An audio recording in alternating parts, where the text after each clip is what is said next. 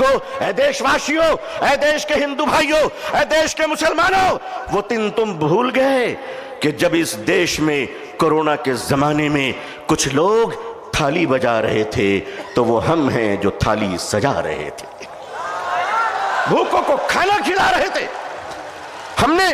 हमने क्या नहीं किया इस मुल्क के लिए? अरे तुमने हमें कुछ नहीं दिया, तुमने हमें रिजर्वेशन नहीं दिया, फिर भी हमने तुम्हें एपीजे अब्दुल कलाम दिया है। उस जमीन पे आपकी नजर क्यों पड़ गई?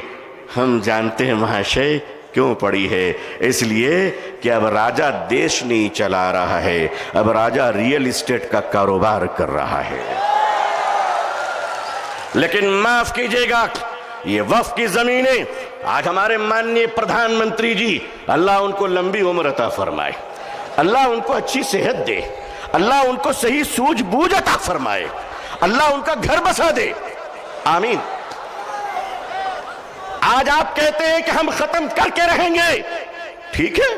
अगर लोकतंत्र पे शक्ति तंत्र का अहंकार चलेगा तो मैं भी अपने बुजुर्गों की जूतियों में बैठकर कह देना चाहता हूं कि हजरत, अब हम अदालत के दरवाजों पे भीख नहीं मांगेंगे, अब ये कह देंगे कि अगर संसद तुम्हारी है तो सड़क हमारी है।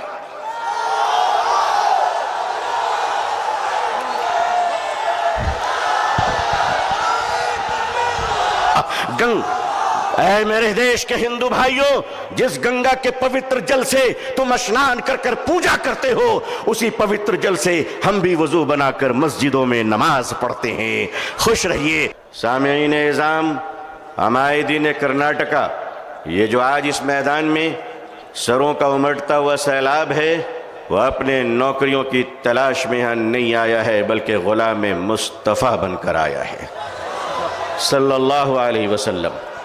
इस्लाम की तारीख बड़ी अजीब तारीख है। जब ये इस्लाम चला और आगे बढ़ा तो दार अरकम में मुट्ठी भर मुसलमान थे। मक्के के मुशरिकों ने कहा, हमारी तादाद के सामने इनकी हकीकत क्या है। इस्लाम आगे बढ़ता रहा। अबू जहल ने कहा, बढ़ने नहीं दूंगा। इस्लाम ने हिजरत की मक्के से और मदीने पहुंचा तो अब्दुल्ला बिन उबय बिन सलोल ने कहा, बढ़ने नहीं दूंगा। इस्लाम आगे बढ़ता रहा, यमन गया, शाम गया, कैसर और किसरा के सल्तनत में इस्लाम दाखिल हो गया। जालिम कहता रहा, आगे बढ़ने नहीं दूंगा। तातारियों के जुल्म की दास्तां ये कहती है कि उन्होंने सरों के मीनारे बनाए थे और कहा था कि इस्लाम को हमने मिटा दिया। दुनिया के जालिमों ने यह फैसला किया था कि इस्लाम के चिराग को जलने नहीं दूंगा। खुदा का फैसला था कि इसे हम बुझने नहीं देंगे। इधर आ सितमगर, हुनर आजमाए, तू तीर आजमा, हम जिगर आजमाए। ऐ लोगों, तुमने क्या समझ रखा है? हम जितने मुसलमान हैं उतने ही सीमेंटेड इंडियन भी हैं, उतने ही भारतीय भी हैं। हमें अपने ईमान की भी हिफाजत करना आता है, इस्लाम की भी हिफाजत करना आता है। ऐ भारत की धरती, याद रखना, अगर तुझ पर भी खतरा आया तो तेरी इज्जत को भी बचाना आता है। ये चाइना का बॉर्डर डोकलाम और ये कश्मीर से पाकिस्तान की सरहदें, ऐ भारत के नौजवानों, ऐ भारत के आर्मी जवानों, ये हिंदुस्तान का ये जियाला मुसलमान जिनकी माओ ने इनको गोडसे का दूध नहीं पिलाया है, बल्कि इनकी रगों में हजरत टीपू सुल्तान का लहू दौड़ रहा है, वो कौम तुम्हें ये बताने आई है, वो कौम तुम्हें ये बताने आई है, ये नौजवान तुम्हें ये बताने आया है कि चाइना के बॉर्डर से लेकर अगर पाकिस्तान की सरहद तक, ऐ भारत, अगर तुझ पर कोई खतरा आया तो ऐ जवानों, हमें आवाज देना। खुदा की कसम, हम अपने जवानों को, नौजवानों को, मुसलमानों को कफन पहनाकर सरहदों पे पहुंचा देंगे।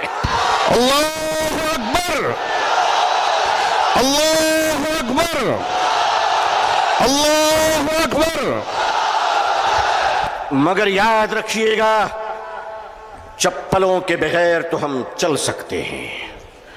इन चप्पलों से कोई पूछ ले कि हमारे बगैर निकल भी सकते हो? आता है निकलना, आता है चलना। यह हिंदुस्तान हमारा वतन है, इस वतन को कल भी हमने बचाया। मुश्किल यह है कि 47 में बदकिस्मती से हिंदुस्तान का बंटवारा हुआ था, 2024 में लोग दिलों का बंटवारा करना चाह रहे हैं। हम इस दिल का बंटवारा होने नहीं देंगे।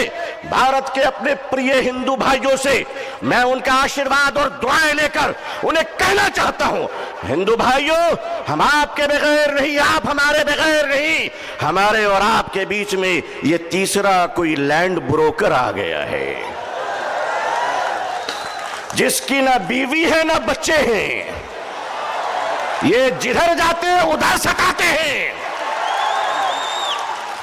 लेकिन इनको बता दीजिए और साफ साफ बता दीजिए, कुत्ते वफादार हो ये बात तो सही है, मगर वफादार कुत्ते बन जाएं ये बात सही नहीं है।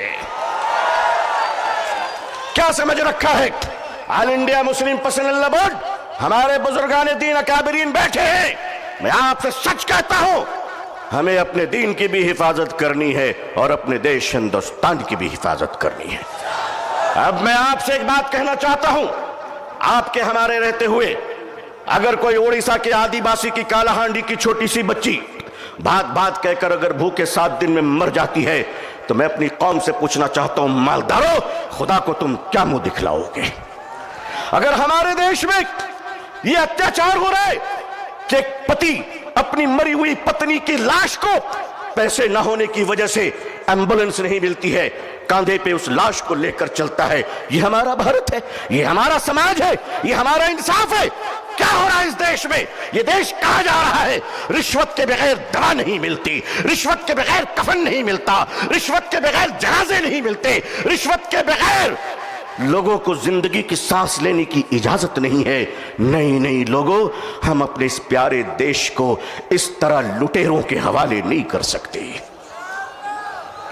ये देश हमारा है, इस देश के पुलिस, इस देश की आर्मी, इस देश का जवान, ये हमारे भाई बहन हैं। जितने हमें अपने जीवन की परवाह है, उतनी इनकी परवाह है। ऐ लोगों, ऐ देशवासियों, ऐ देश के हिंदू भाइयों, ऐ देश के मुसलमानों, वो दिन तुम भूल गए कि जब इस देश में कोरोना के जमाने में कुछ लोग थाली बजा रहे थे, तो वो हम हैं जो थाली सजा रहे थे, भूखों को खाना खिला रहे थे। हमने क्या नहीं किया इस मुल्क के लिए? अरे तुमने हमें कुछ नहीं दिया, तुमने हमें रिजर्वेशन नहीं दिया, फिर भी हमने तुम्हें एपीजे अब्दुल कलाम दिया है। वो दिन मत भूलो, मिसाइल दिया है। एक बार मोहब्बत करके तो देखो, एक बार प्यार करके तो देखो। हमारे हर घर से तुम देखना शेखुल इस्लाम निकलेंगे, शेखुल हिंद निकलेंगे। देश की हिफाजत करनी है, इंसानियत और मानवता को बचाना है। हिंदू भाइयों को मोहब्बत के साथ उनके सामने उनकी अदालत में अपनी बातें रखनी है। वक्फ क्या है? वक्फ का तहफ़्फ़ुज़ क्या है? ये बिलीवर्स की चैरिटी है। वक्फ की जमीनें जो हमारे पूर्वजों ने, हमारे बुजुर्गों ने, हमारे पुरखों ने, हमारे बाप दादाओं ने एक चैरिटी की थी, मानवता के लिए, इंसानियत के लिए, लोगों के खाने पीने के लिए, लोगों को जीने के लिए। आज उस जमीन पे आपकी नजर क्यों पड़ गई? हम जानते हैं महाशय क्यों पड़ी है। इसलिए कि अब राजा देश नहीं चला रहा है, अब राजा रियल एस्टेट का कारोबार कर रहा है। लेकिन माफ कीजिएगा, ये वक्फ की जमीनें आज हमारे माननीय प्रधानमंत्री जी, अल्लाह उनको लंबी उम्र अता फरमाए, अल्लाह उनको अच्छी सेहत दे, अल्लाह उनको सही सूझबूझ अता फरमाए, अल्लाह उनका घर बसा दे, आमीन। आज आप कहते हैं कि हम खत्म करके रहेंगे, ठीक है। अगर लोकतंत्र पे शक्ति तंत्र का अहंकार चलेगा तो मैं भी अपने बुजुर्गों की जूतियों में बैठकर कह देना चाहता हूं कि हजरत, अब हम अदालत के दरवाजों पे भीख नहीं मांगेंगे। अब ये कह देंगे कि अगर संसद तुम्हारी है तो सड़क हमारी है।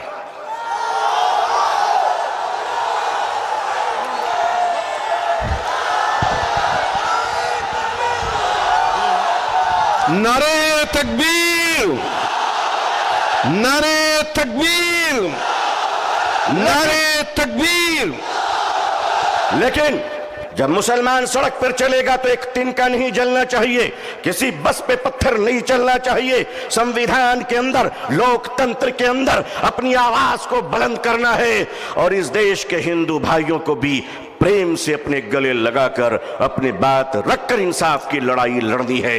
ये देश किसी एक जाति और धर्म का नहीं है, हम सब मिलकर हैं और मिलकर रहेंगे इंशाअल्लाह।